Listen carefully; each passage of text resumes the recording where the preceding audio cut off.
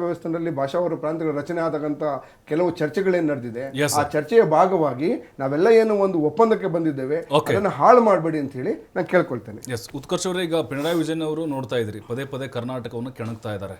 ಈ ಭಾಷಾ ವಿಚಾರ ಅಂತ ಬಂದಾಗ ಈಗ ಚುನಾವಣೆ ಹತ್ತಿರ ಬರ್ತಾ ಇದೆ. ವೋಟ್ ಬ್ಯಾಂಕ್ ಅಥವಾ ಕನ್ನಡಿಗರನ್ನ ದೂರ ಮಾಡುವುದು ಅಥವಾ ಕಾಸರಗೋಡು ಕಂಪ್ಲೀಟ್ ಆಗಿ ಮಲಯಾಳಿ ಮಾಡಬೇಕು ಅನ್ನುವಂಥ ಒಂದು ಪ್ರಯತ್ನ ಹುನ್ನಾರ ಇರ್ಬೋದು. ಸರ್ ನೋಡಿ, ಪಿಣರಾಯಿ ವಿಜಯನ್ ನೇತೃತ್ವದ ಸರ್ಕಾರ ಏನಿವತ್ತು ಮಲಯಾಳಮನ್ನು ಕಾಸರಗೋಡಿನಲ್ಲಿ ಹೇರ್ಲಿಕ್ಕೆ ಹೊರಟಿದೆ, ಇದು ಖಂಡಿತವಾಗ್ಲೂ ವಿರೋಧ ಮಾಡ್ತಕ್ಕಂಥದ್ದು ಭಾಳ ಸ್ಪಷ್ಟವಾಗಿ. ಮತ್ತು ಭಾಳ ಪ್ರಮುಖವಾಗಿ ಕಾಸರಗೋಡಿನಲ್ಲಿ 70% ಕನ್ನಡ ಮಾತನಾಡ್ತಕ್ಕಂಥವ್ರು ಇವತ್ತಿಗೂ ಕೂಡ ಕೋರ್ಟಲ್ಲಿ ಕೇಸ್ ನಡೀತಿ. ಏನಂತಂದರೆ ಕಾಸರಗೋಡು ಕರ್ನಾಟಕಕ್ಕೆ ಸೇರಬೇಕಂತ.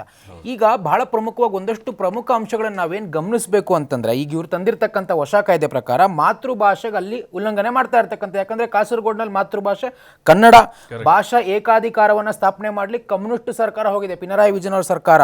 ಕನ್ನಡ ಶಿಕ್ಷಣದ ವ್ಯವಸ್ಥಿತ ನಿರ್ಲಕ್ಷ್ಯ ಮಾಡಿದ್ರೆ ಅಲ್ಲಿನ ವಿದ್ಯಾರ್ಥಿಗಳ ಭವಿಷ್ಯಕ್ಕೆ ಧಕ್ಕೆ ಆಗ್ತದೆ.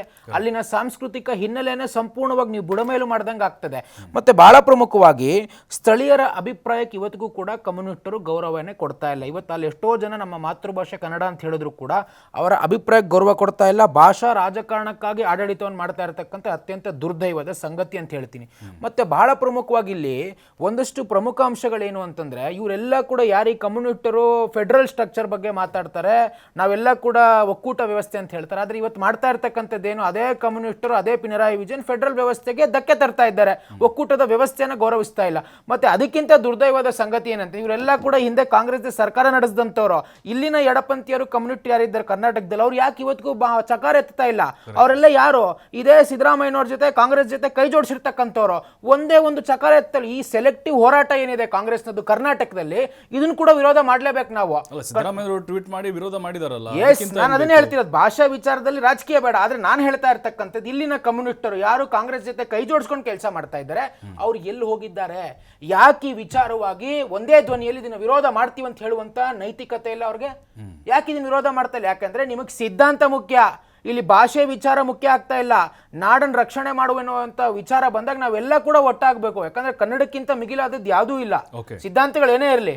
ಆದ್ರೆ ಇವತ್ತು ಇವರ ದ್ವಿಮುಖ ಏನಿದೆ, ಒಂದು ಈ ರೀತಿಯ ಸೆಲೆಕ್ಟಿವ್ ಹೋರಾಟಗಳು, ಇದು ಖಂಡಿತವಾಗ್ಲೂ ಸಮಾಜದ ಮುಂದೆ ಎಕ್ಸ್ಪೋಸ್ ಆಗಿದೆ. ಮತ್ತೆ ಬಹಳ ಪ್ರಮುಖವಾಗಿ ಪಿಣರಾಯಿ ವಿಜಯನ್ ಪದೇ ಪದೇ ಈ ರೀತಿಯ ಕುಮ್ಮ ಕೊಡ್ತಕ್ಕಂಥ ಕೆಲಸಗಳನ್ನು ಮಾಡಬಾರ್ದು. ಹೌದು, ಬಟ್ ಸರ್ಕಾರದ ಈಗಿನ ನಿಲುವು ನೋಡಿದ್ರೆ ಅಥವಾ ಟ್ವೀಟ್ ನೋಡಿದ್ರೆ, ಖಂಡನೆ ನೋಡಿದ್ರೆ, ನಿಜಕ್ಕೂ ಅವರು ಭಾಷಾ ಪ್ರೇಮವನ್ನ ತೋರಿಸ್ತಾ ಇದ್ದಾರೆ ಅಂತ ಅನ್ಸುತ್ತಾ ನಿಮ್ಗೆ? ಅಲ್ಲ, ನಾನು ಸಿದ್ದರಾಮಯ್ಯನವ್ರು ಏನು ಟ್ವೀಟ್ ಅದನ್ನು ಸ್ವಾಗತ ಮಾಡ್ತೇವೆ, ಅದು ಒಳ್ಳೆ ನಡೆನೆ, ಅದನ್ನು ನಾನೇನು ವಿರೋಧ ಮಾಡುವಂಥದ್ದಲ್ಲ. ಆದರೆ ಒಂದಷ್ಟು ಇವರು ಅವ್ರ ಜೊತೆ ಸೌಹಾರ್ದವಾದಂಥ ಮಾತುಕತೆಯನ್ನು ಕೂಡ ನಡೆಸ್ತಾರೆ, ಮತ್ತೆ ವಿರೋಧ ಮಾಡ್ತಾರೆ. ಈ ಒಂದು ದ್ವಂದ್ವ ಇದೆಯಲ್ಲ, ಇದು ಹೋಗಬೇಕು.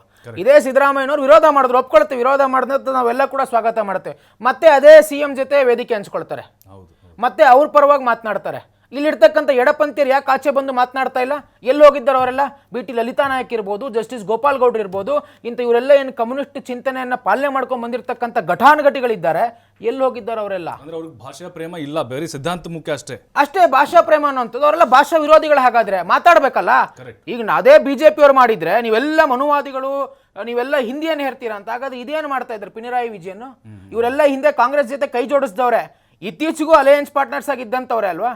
ಇದನ್ನ ವಿರೋಧ ಮಾಡ್ತಕ್ಕಂಥ ಮಾನಸಿಕತೆಯನ್ನು ಬೆಳೆಸ್ಕೋಬೇಕು. ನೋಡಿ, ಕೋಗಿಲು ಲೇಔಟ್ನಲ್ಲಿ ಮೊನ್ನೆ ಸಿದ್ದರಾಮಯ್ಯ DK ಶಿವಕುಮಾರ್ ಅವರು ಏನು ಒಬ್ಬರದ ಹೇಳಿಕೆಗಳನ್ನು ಕೊಟ್ಟರು. ಪಿಣರಾಯಿ ವಿಜಯನ್ ಯಾಕೆ ಹಸ್ತಕ್ಷೇಪ ಮಾಡ್ತಾರ್ರಿ, ನಮ್ಮ ರಾಜ್ಯದಿದ್ದು, ಅವ್ರದ್ದು ಮೊದಲು ಹೆಗ್ಗಣ ಬಿದ್ದಿದೆ ಅಂತ ಹೇಳಿ. ಆಮೇಲೆ ವೇಣುಗೋಪಾಲ್ ಫೋನ್ ಬಂತು, ಸೈಲೆಂಟ್ ಗಪ್ಚುಪ್ಪು, ಆಮೇಲೆ ಮನೆ ಭಾಗ್ಯ. ಇಲ್ಲೂ ಹಂಗೆ ಆಗುತ್ತೆ, ಈಗ ಅಬ್ಬರ ಇದೆ, ಆಮೇಲೆ ಸೈಲೆಂಟು.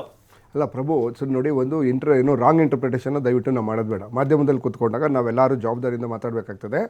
KC ವೇಣುಗೋಪಾಲ್ ಅವ್ರ ಕಾಲ್ ಬಂತು ಅಂತ ನಾವು ನೋಡಿಲ್ಲ, ನೀವು ನೋಡಿಲ್ಲ. ಸೊ KC ವೇಣುಗೋಪಾಲ್ ಅವರು ಒಬ್ರು ರಾಜ್ಯದ ಉಸ್ತುವಾರಿ ಆಗಿದ್ದವರು. ಅಲ್ಲ, ಕೇಳಿಸ್ಕೊಳ್ಳಿ ಬಿಡಿ, ಅಲ್ಲ ನಾನು ಮಾತಾಡ್ತೀನಿ, ಕೇಳಿಸ್ಕೊಳ್ಳಿ.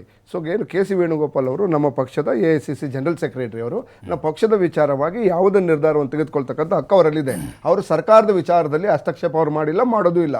ಸೊ ಅವರು ವಿಚಾರವಾಗಿ ಪಕ್ಷಕ್ಕೆ ಒಂದು ಮೆಸೇಜನ್ನು ಕೊಡಬೇಕಾಗಿತ್ತು, ಕೊಟ್ಟಿದ್ದಾರೆ. ಒಂದು ಪಕ್ಷವಾಗಿ ನಾವೇನು ಪಕ್ಷದ ನಿರ್ಧಾರವನ್ನು ಯಾವ ರೀತಿ ಪಕ್ಷಕ್ಕೆ ತಗ್ಗೆ ಆಗ್ತಕ್ಕಂಥ ನಿರ್ಧಾರ ತೆಗೆದುಕೊಂಡಿದ್ದೇವೆ, ಅದೇ ರೀತಿ ಅದನ್ನು ನಾವು